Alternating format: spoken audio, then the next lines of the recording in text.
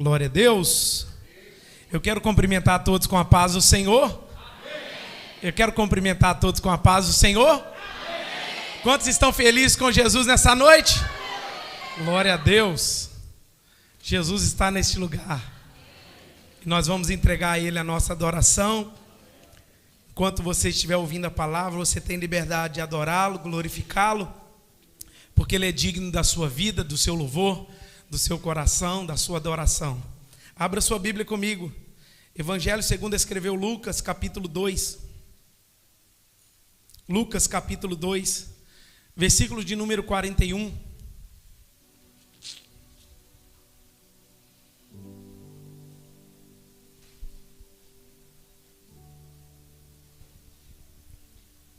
Glória a Deus.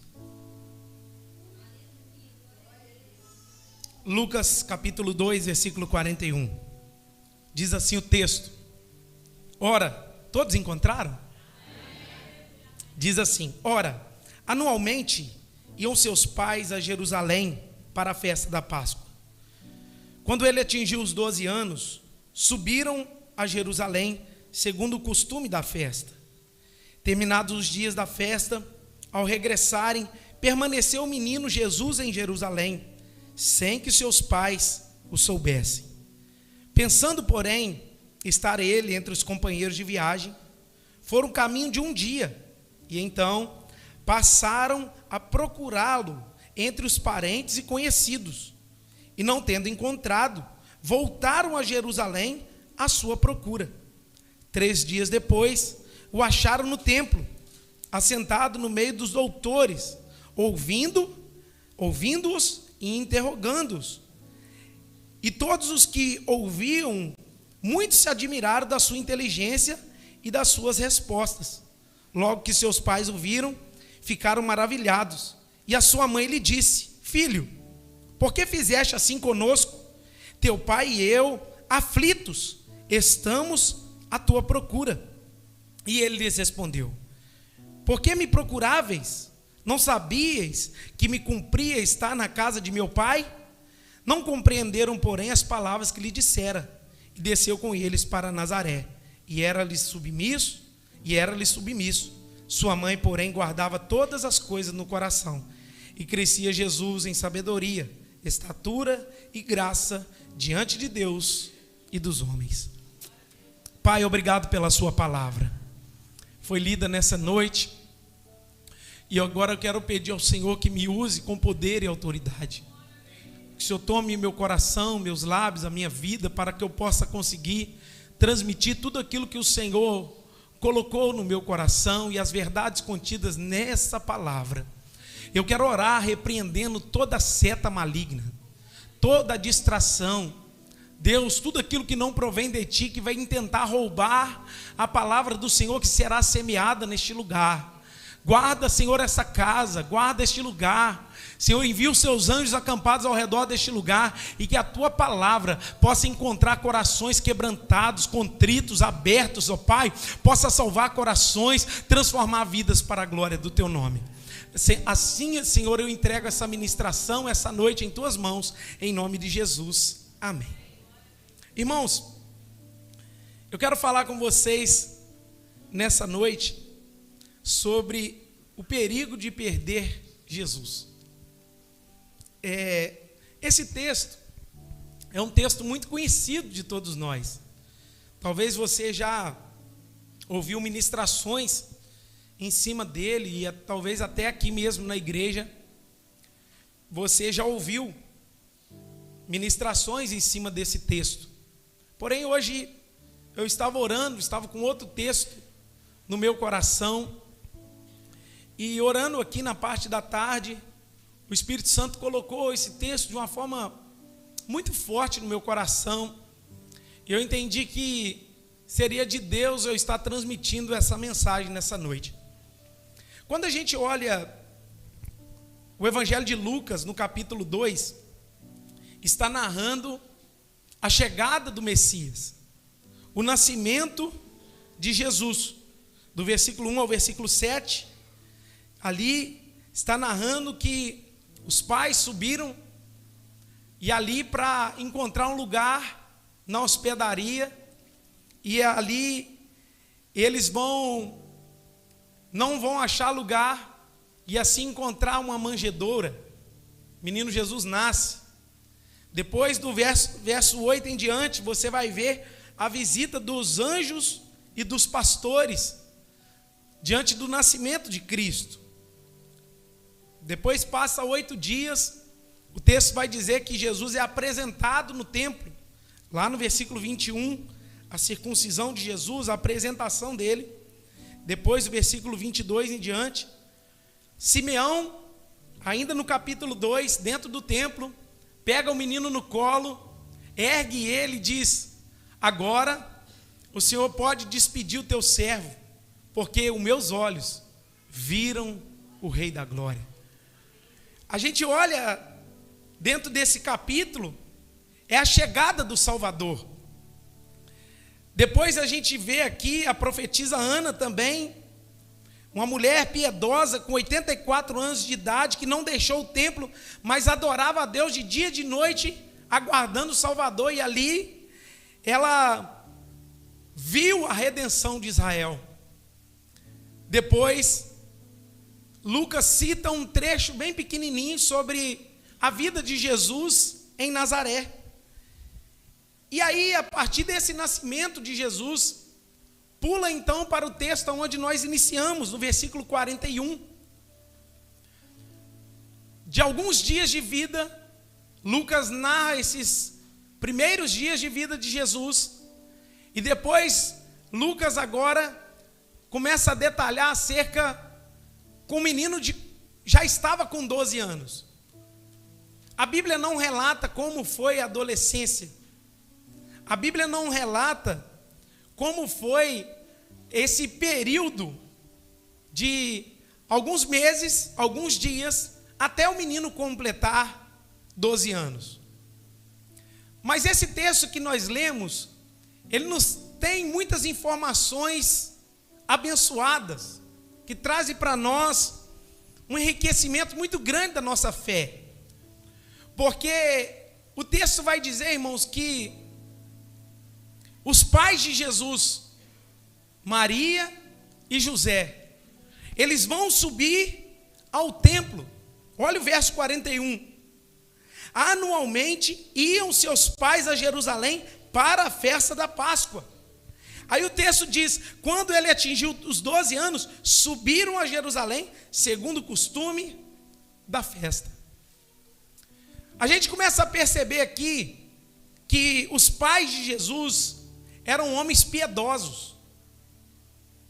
Os pais de Jesus, quando eu falo os pais, homens piedosos, eu estou falando de Maria e de José, que seguiam fielmente a lei do Senhor.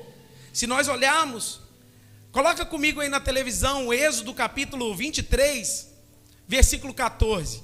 Eles estão aqui nesse texto, cumprindo um ritual que estava descrito na lei. Olha o texto: 3 vezes no ano me celebrareis a festa. Verso 15: guardarás a festa dos pães asmos, 7 dias comerás pães asmos, como te ordenei, ao tempo apontado no mês de Abibe, porque nele saíste do Egito. Ninguém apareça de mãos vazias perante mim. Verso 16: guardarás a festa da cega, dos primeiros frutos do teu trabalho, que houveres semeado do campo, e a festa da colheita, à saída do ano, quando recolheres do campo o fruto do teu trabalho. Verso 17: 3 vezes no ano, todo homem aparecerá diante do Senhor Deus. Maria e José, irmãos, estão somente cumprindo uma ordem que estava na lei. Qual era essa ordem? Todo israelita subiria pelo menos 3 vezes ao ano, na festa dos tabernáculos, na festa das colheitas, na festa da Páscoa. Para o quê? Para adorar ao Senhor. Qual era o propósito todos os israelitas, os judeus, subirem à festa? Para lembrar, por exemplo, o que Deus fez por eles na saída do Egito, para agradecer pelas colheitas, para lembrar que na festa dos tabernáculos, por exemplo, que aquele povo viveu em muito tempo, durante 40 anos, em cabanas, e Deus sustentava aquele povo. Então Deus tinha um propósito nisso. Então toda aquela região da Judéia, toda aquela região subia a Jerusalém para o quê? Com o propósito de adorar ao Senhor, com o propósito de entregar uma adoração a Deus. E Maria e José estão apontando isso para nós. Eles estão aqui obedecendo uma ordem de Deus. Eles pegam a sua família, eles pegam o menino Jesus, eles reúnem as suas caravanas, e ali eles iam caminhando, entoando salmos, né, os cânticos de degraus que estão escritos nos salmos da palavra do Senhor. Eles vão ali festejando rumo à casa de Deus, adorando ao Senhor. E eles são homens piedosos, homens que obedeciam a palavra.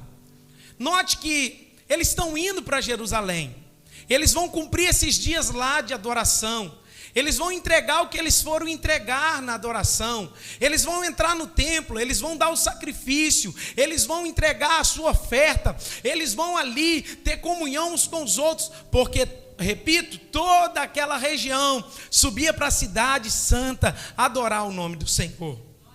E quando a gente olha a palavra do Senhor, a gente percebe que com todo cuidado aquelas famílias se reuniam. Pensa num trajeto de 3 dias, irmãos, caminhando.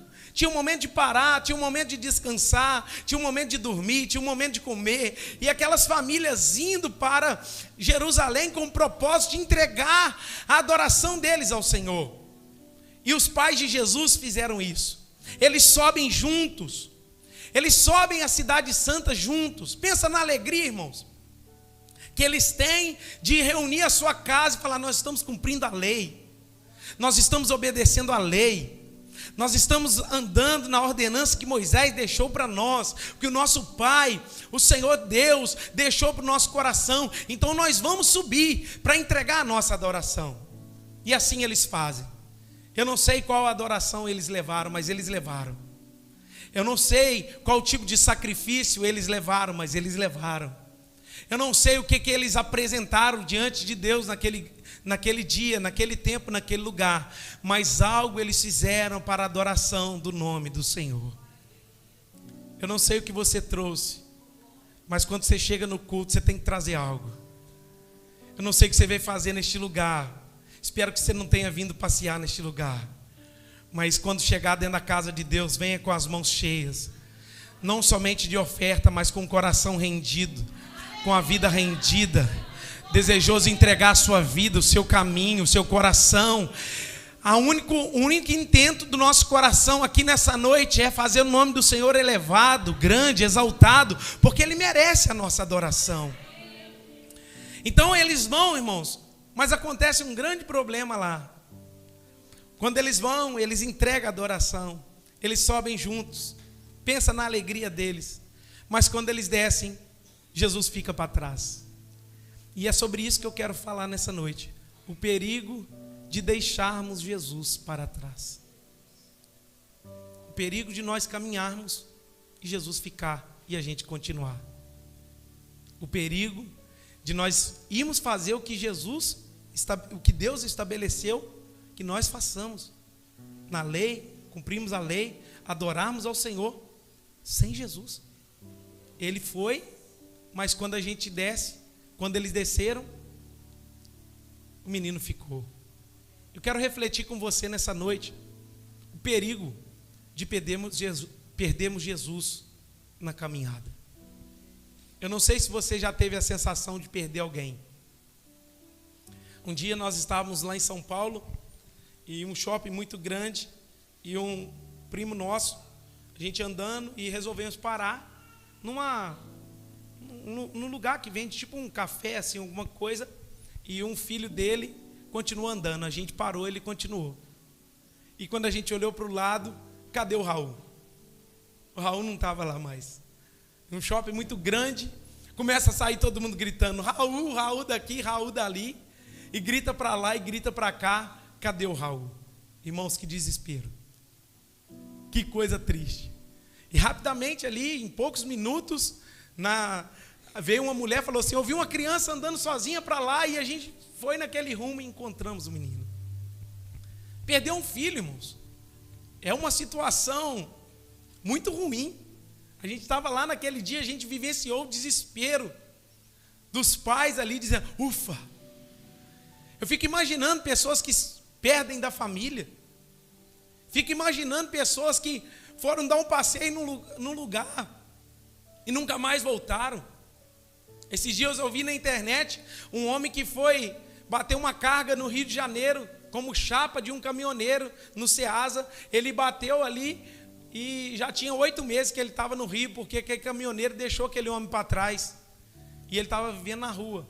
Reuniram alguns irmãos, algumas pessoas, perguntaram onde eles, o que ele estava fazendo, de onde ele era. Ele falou assim, eu sou da Bahia, eu vim descarregar aqui. E me deixaram aqui. Estou vivendo como mendigo. Aí eles foram lá, reuniram, falando, nós vamos comprar sua passagem, deram comida a ele, deram vestimenta a ele, pagaram a passagem dele e ele voltou para casa. Imagina, irmãos. Que sofrimento. Agora você pensa, eles vão fazer o que Deus mandou. E eles retornam sem o menino. Você pode imaginar e pensar a cena aí? Só que o problema aqui no texto vai dizer no versículo 3, 43, diz assim: terminados os dias da festa, ao regressarem, permaneceu o menino em Jerusalém, sem que seus pais o soubessem. Então, eles descem, o menino fica, os pais não sabem que ele ficou, e eles continuam a caminhada. Olha 44. Pensando, porém, estar ele entre os companheiros de viagem, foram de caminho de um dia, e então passaram a procurá-lo entre os parentes e conhecidos. Eu quero abrir um parênteses aqui sobre pensando eles.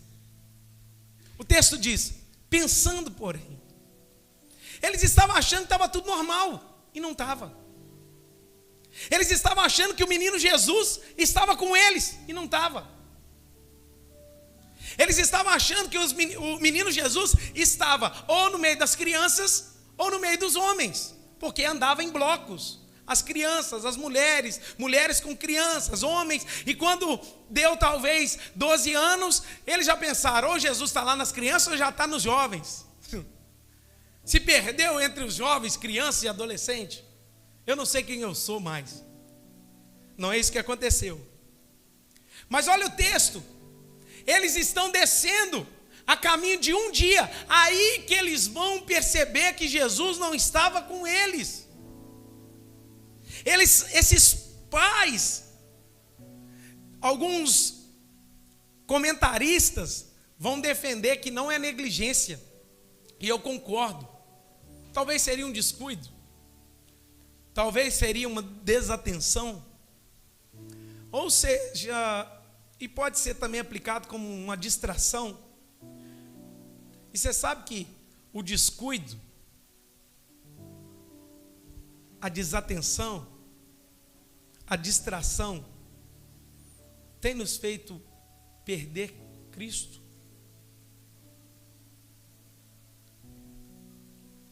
A nossa distração, irmãos, eu vejo tanta gente distraída.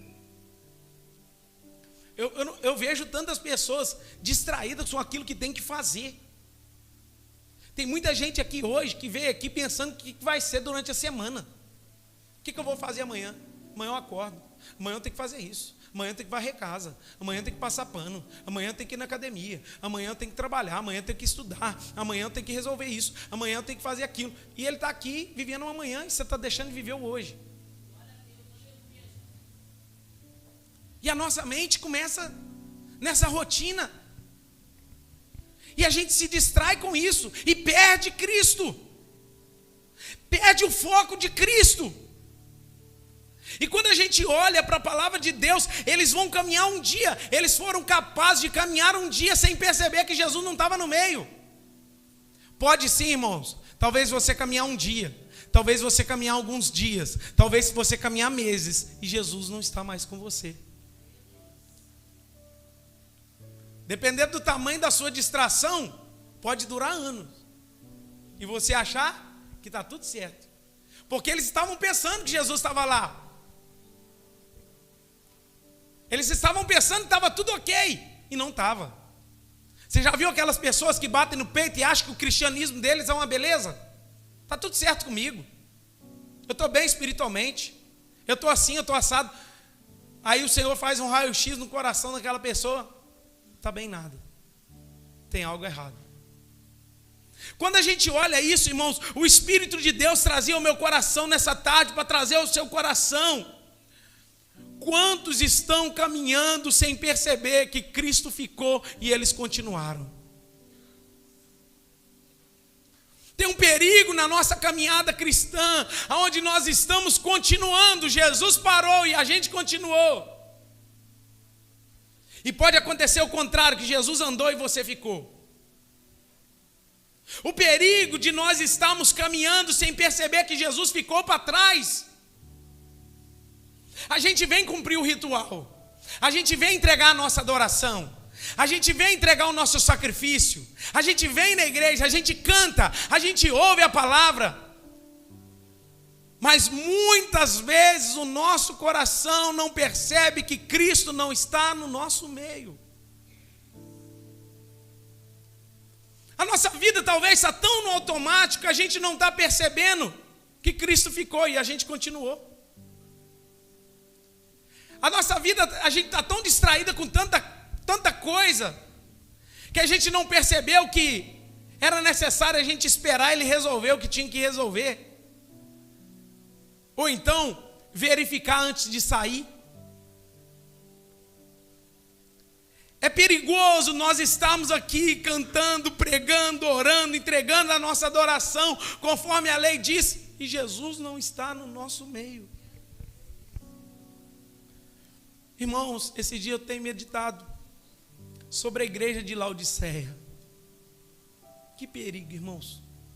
E meu coração estremece quando eu falo isso. A igreja de Laodiceia, e pode ser que eu pregue sobre esse texto também, mas eu quero que você reflita. Sabe qual que é o conselho de Deus para aquela igreja? Eu quero que vocês comprem colírio para os olhos, porque vocês não estão vendo. E o maior desastre de uma igreja, que uma igreja pode enfrentar, é ela continuar a sua rotina com Cristo do lado de fora. A igreja de Laodiceia, irmãos, Cristo está do lado de fora dizendo assim: eis que estou à porta e bato. Se alguém ouvir a minha voz e abrir a porta do seu coração, eu entrarei na sua casa, cearei com ele e ele comigo. A maior tragédia de uma igreja é ela continuar funcionando com Cristo do lado de fora. A gente tem evento com Cristo do lado de fora. A gente tem culto de celebração e Cristo não está aqui. Sabe quando Cristo vai tomar o primeiro lugar neste lugar sobre as nossas vidas? Quando Deus sondar o nosso coração e ver que no seu coração e no meu coração há um desejo enorme de trazer Ele para o centro da nossa vida, para o centro da nossa igreja. Ele é a motivação da nossa alma, Ele é o foco da nossa atenção. Eu não estou aqui passeando nesse domingo, eu não estou aqui cumprindo um ritual de domingo, eu não vim bater a minha carteirinha para o pastor me ver e não precisar mandar mensagem amanhã. Eu estou aqui porque Cristo é o centro da minha alma, Ele é o Senhor da minha vida, Ele é o Senhor das minhas motivações, da minha adoração. Eu adoro a Ele. A motivação, eu não preciso ser influenciado por nada externo. Eu estou aqui porque eu quero fazer de Cristo o Senhor da minha vida. Eu vivo o que Paulo diz, porque dele, por ele, para ele são todas as coisas. É Cristo que merece ser exaltado, é Cristo que merece aparecer neste lugar, é Cristo que merece tomar no seu coração, nas suas entranhas, a motivação da sua adoração. Eu não levanto a mão porque alguém está pedindo, eu não dou glória a Deus porque alguém deu, eu não estou aqui entregando uma adoração mecânica, não, eu estou nesse lugar porque Cristo é o Senhor. Ele é suficiente para que eu possa adorá-lo, Ele é suficiente para que eu possa prestar não um culto, mas uma vida a Ele.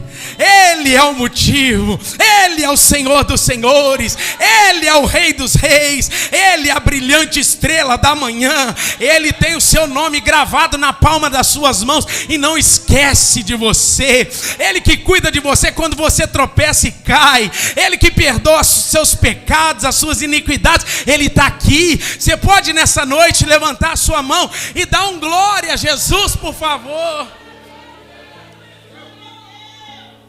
Cristo vai tomar o primeiro lugar neste lugar, irmãos, quando Ele sondar o coração da igreja Batista Reviver em Miraí e ver que Ele é o primeiro, Ele é a primazia, Ele é o Senhor, Ele está em primeiro, Ele é a causa da minha motivação. Eu levanto amanhã cedo, vou enfrentar gigante, dias difíceis, será uma semana atribulada, sim, mas Cristo é o Senhor e com Ele eu vou pegar na mão dEle, Ele vai me segurar, Ele vai me ajudar, Ele vai me dar graça a vencer os meus obstáculos. Cristo será com você. Se Deus é por nós, aleluia, quem será contra nós?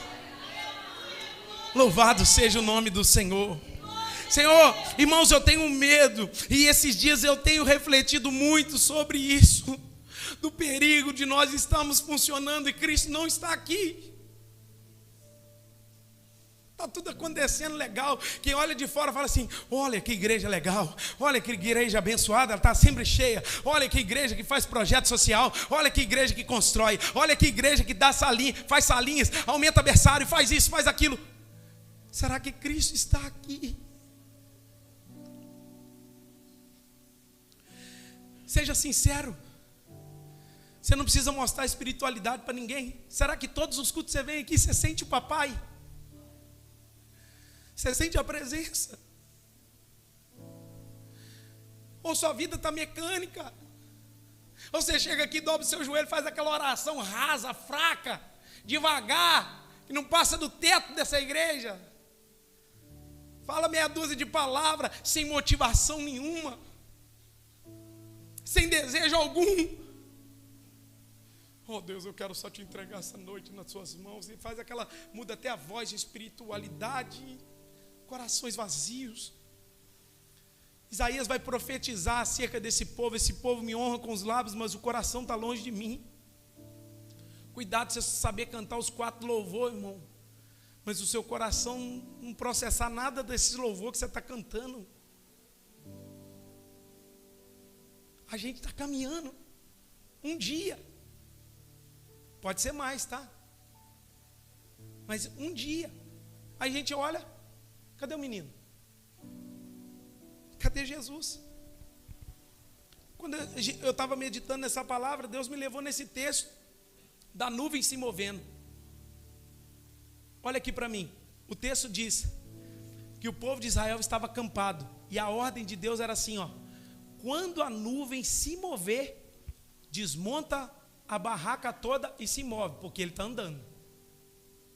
2 questões estão envolvidas. A questão literal, porque a nuvem ali, de dia, representava a proteção de Deus contra o sol.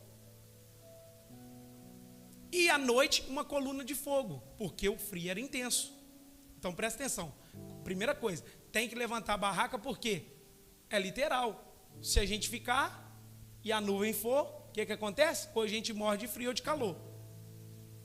Então, era uma questão óbvia.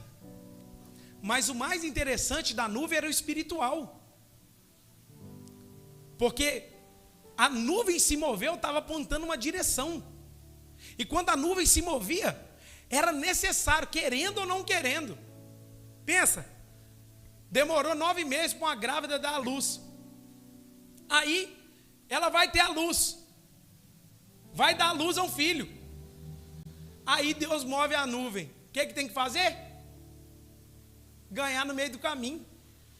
Desmontar a barraca e ir. Porque a nuvem espiritual está se movendo. O perigo da gente ficar e Deus ir. Ou o perigo da gente ir e Deus ficar. O que está acontecendo aqui é que os pais desceram automático. E o menino ficou para trás. O perigo de muito povo de Israel, irmãos, é andar sendo que a nuvem está parada. ou parar e a nuvem se mover. Eles vão olhar para um lado, vão olhar para o outro. O menino não está no nosso meio. E o texto vai dizer, irmãos, que eles vão procurar entre os parentes e conhecidos. Cadê os meninos? Cadê o menino? Pergunta para esse irmão que está do seu lado: você sabe onde está Jesus?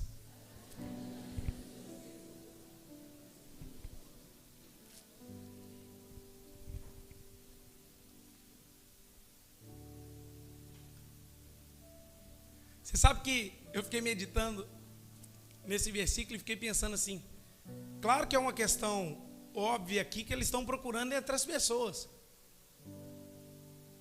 Eles estão procurando entre os conhecidos. Imagina no meio daquela multidão toda, um olhando para o outro. Vocês viram o menino Jesus? Não. Vai outra. Vocês viram o menino Jesus? Também não. Cadê o menino Jesus? Roda durante roda a caravana inteira e não acha o menino. Só que eles estão procurando no lugar errado. Eles estão procurando em quem não sabia. Aí olha o verso 45. E não tendo encontrado, voltaram a Jerusalém à sua procura. Irmãos, eu quero falar com vocês aqui sobre 4 atitudes que os pais tiveram ao perceber que Jesus não estava lá. Primeira atitude: perceber que Jesus ficou para trás. Irmãos, você quer o caminho da vitória para a sua vida? É cair em si. A Bíblia fala que o filho pródigo, ele caiu em si e disse assim, ó: quantos trabalhadores de meu pai têm pão com fartura e eu aqui pereço de fome? Em outras palavras, ele está olhando para dentro dele, ele está olhando para a realidade dele, dizendo: eu não posso ficar desse jeito. O caminho para mim e a sua vitória é nós percebermos que não está legal. E enfrentar a realidade que você precisa enfrentar. Que há muito tempo atrás, eu preciso dizer isso aqui, você foi, Jesus ficou. Só que você percebeu que você foi e Jesus ficou, e você não parou, e não percebeu, e não notou, e continuou a caminhada sem Ele. O problema de nós caminharmos é a falta de percepção espiritual, de notar que em nós não tem algo que está 100%. Eu não sei, eu disse isso aqui quinta-feira, eu não sei se você, irmãos, mas eu noto quando eu não estou bem. Eu noto como a vida espiritual não está legal. E eu noto também quando a igreja não está bem. Quando a nossa vida espiritual não está legal, irmãos, a gente tem que parar e perceber isso. A gente tem que parar e olhar para dentro de nós, enfrentar a nossa realidade e dizer: minha oração está rasa, minha oração está mecânica, eu não estou com sede de Deus, eu não estou tendo prazer, às vezes eu estou indo na igreja amarrado. Tudo isso é fruto que Jesus ficou para trás e você continuou. Talvez você está aqui amarrado. Talvez você está aqui, irmãos, forçado de estar. Aí você continuou a caminhada, Jesus ficou. Deus está falando conosco nessa noite, igreja do Senhor. O primeiro passo para nós recebermos a restauração é a percepção de nós mesmos. Eu tenho medo de nós virarmos Sansão também, irmãos. Eu vou me levantar como das outras vezes e vou ferir todos os filisteus, porque todas as vezes Deus foi comigo. O texto diz: mas ele não sabia que o Senhor já não estava mais com ele. O Senhor havia se retirado de Sansão e ele não havia percebido. Você quer ver uma coisa? Eu falo sempre isso. Quer medir a sua espiritualidade? Tem quanto tempo que você não derrama lágrima? Quanto tempo que você não quebranta diante de Deus? Quanto tempo que você não vai até Ele e derrama sua alma? Senhor, hoje eu estou aqui só pelo Senhor. E os dias melhores, irmãos, é quando a gente vai sem pretensão de pedir nada. É só porque você vai por causa dele. Nós não enfrentamos a oração porque a gente tem que orar, não. A gente vai para a oração porque a gente o ama. E tem dias, irmãos, que a gente enfrenta tanta batalha para orar, que a gente está desanimado, sem palavras. Esses são os melhores dias. Se você for, irmão, parece que fala assim, hoje é porque você está desanimado, eu vou te animar. Aí ele vem, aí ele chega. Aí você ora 1h30, você nem sabe. Meu Deus, que coisa gostosa. Ele veio. Eu não quero sair mais daqui. Porque nós não nos relacionamos com Ele, irmãos, para cumprir tabela. Nós nos relacionamos com Ele, porque Ele diz na sua palavra.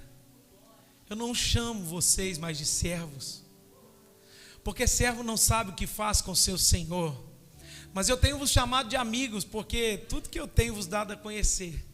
Irmãos, você tem se relacionado com Deus como?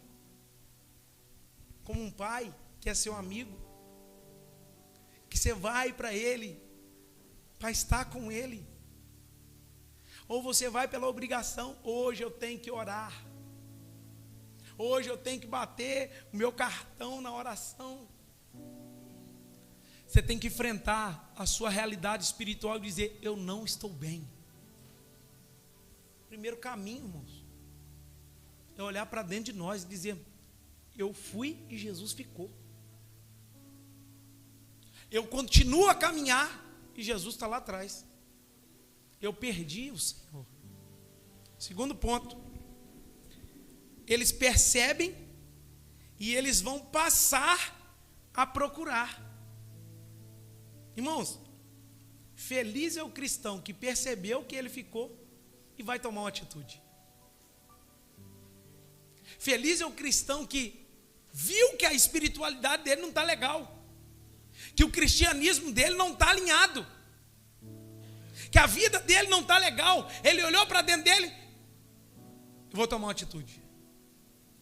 Os pais imediatamente, quando perceberam que ele não estava, começou, cadê Jesus? Onde está Jesus? A gente quer saber, Jesus está aí, Jesus está nos adolescentes, Jesus está nas crianças, Jesus está com os jovens. Não está não.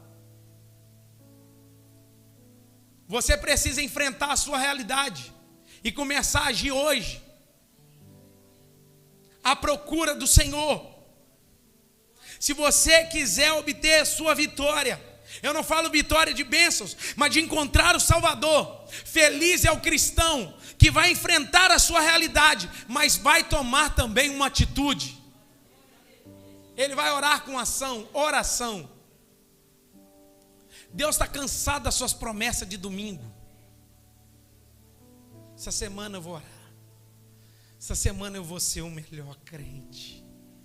Deus está te vendo, irmão. As mentiras que você está cantando. Depois vocês oram por mim, me perdoam, mas eu preciso falar. Deus está vendo, coraçãozinho mais para o Flamengo do que para Jesus. Falei que eu não ia tocar nesse assunto.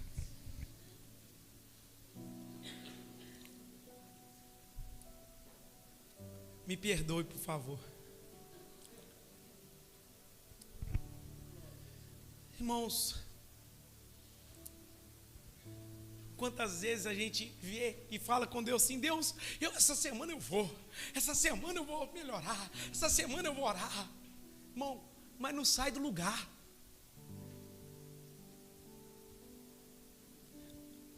Eles percebem e eles vão ter uma atitude de passar a procurar. Não achou?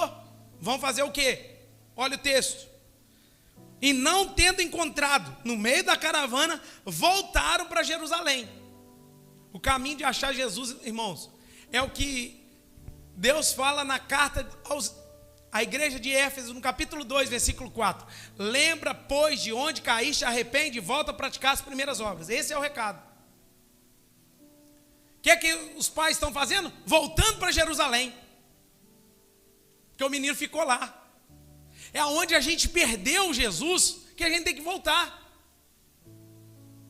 É onde a gente deixou Jesus, é lá que a gente vai encontrar.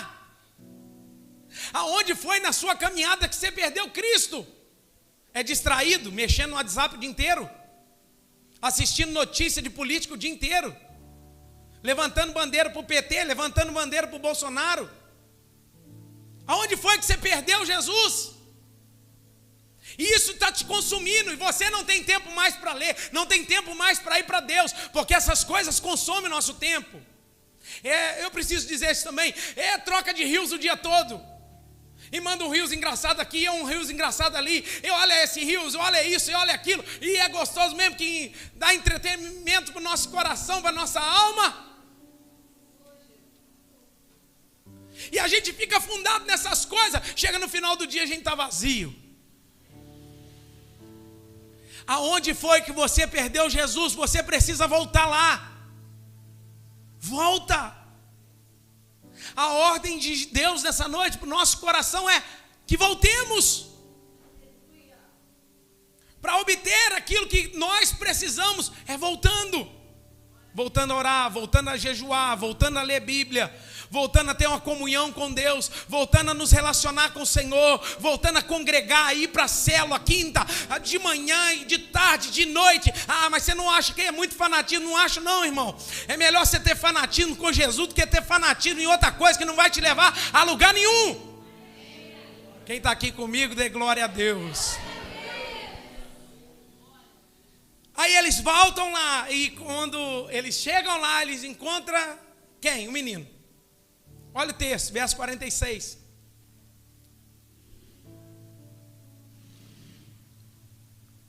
Três dias depois, acharam no templo, olha só, eles voltam, demora 3 dias. Acharam no templo, assentado no meio dos doutores, ouvindo e interrogando. O que ele estava fazendo? Batendo papo. Aí o texto vai dizer, 47, e todos os que ouviam, muitos se admiraram da sua inteligência e das suas respostas. Olha o 48. Logo que seus pais o viram, ficaram maravilhados. E sua mãe lhe disse, filho, por que fizeste assim conosco? Teu pai e eu, aflitos. Fala comigo, aflitos. Estamos à tua procura. Irmãos, essa palavra aflitos aqui, abre aí comigo na televisão, Romanos capítulo 9, versículo 2. É a mesma palavra que é usada nesse texto de Romanos. Tenho grande tristeza e incessante dor no coração. Essa palavra aflição, como se fosse dor no coração, tristeza, angústia. Quando Paulo está descrevendo Romanos capítulo 9, ele está falando acerca do povo de Israel que estava perdido. Então ele vai dizer assim, eu tenho grande tristeza e incessante dor no coração, uma aflição nele. Quando os pais de Jesus, a mãe de Jesus vai dizer para Jesus, fala assim, eu estou aflita. E também a mesma palavra que é usada lá na parábola do rico e do Lázaro, quando o rico estava ardendo nas chamas, ele diz assim, eu estou aflito neste lugar. Um sentimento, irmãos, de grande aflição. E eu comecei a meditar nisso, que embora sendo os pais, nós precisamos aprender com José e Maria. A aflição precisa tomar conta do nosso coração, só de pensarmos que um dia nós poderemos perder Cristo. Continuar a caminhada, perder Cristo. Continuar cantando, sem Cristo. Continuar tocando, sem Cristo. Continuar pregando, sem Cristo. Continuar dirigindo um trabalho, sem Cristo. Continuar liderando uma célula, sem Cristo. Uma aflição tomou conta do coração deles. Quando a gente olha, isso deve estar no meu e no seu coração. Será que a gente fica aflito em perder Jesus? Será que a gente fica pensando assim, e a minha vida sem Cristo, o que seria? Será que você tem medo disso? Será que você passa a refletir sobre a possibilidade de perder Cristo? Como fica a sua alma? Se queremos Jesus, é necessário ter no nosso coração um sentimento de aflição. Só de pensar em perdê-lo. Só de pensar, a gente pode deixar Jesus para trás. Olha a resposta, versículo 49. Olha o que Jesus vai responder. E ele respondeu: por que me procuráveis? Não sabíeis que me cumpria estar na casa do meu pai? Olha que interessante, irmãos. Eles estão aflitos. Eu falo assim, eu estou no lugar que é para eu estar. Vou falar de novo.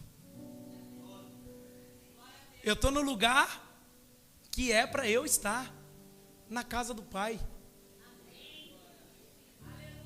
Eu tenho uma boa notícia para te dar. Pode te dar essa boa notícia? Tem muitas pessoas que perderam Cristo, mas você está na casa do Pai. Você pode sair desse culto com Ele hoje.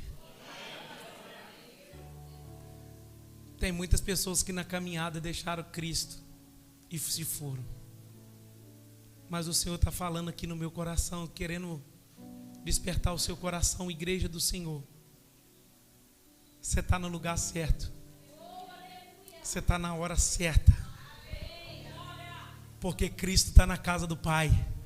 E hoje você chegou na casa do Pai. E Ele está liberando uma palavra para o seu coração. Você chegou no lugar certo, Ele está na hora certa. Você pode receber dele, porque se você perdeu Ele na caminhada, Ele está aqui e Ele pode ser achado se você o buscar. Diz Jeremias: serei achado de vós, diz o Senhor. Então busque hoje, clame hoje, vá à procura dele hoje. Ele deseja ser encontrado. Aí Jesus rapidamente acaba o bate-papo e fala assim: vamos voltar. Seguiu Jesus com seus pais. Eu quero profetizar essa palavra, que se você procurar com verdade, você vai sair daqui de mão dada com Jesus hoje. Fique de pé no seu lugar.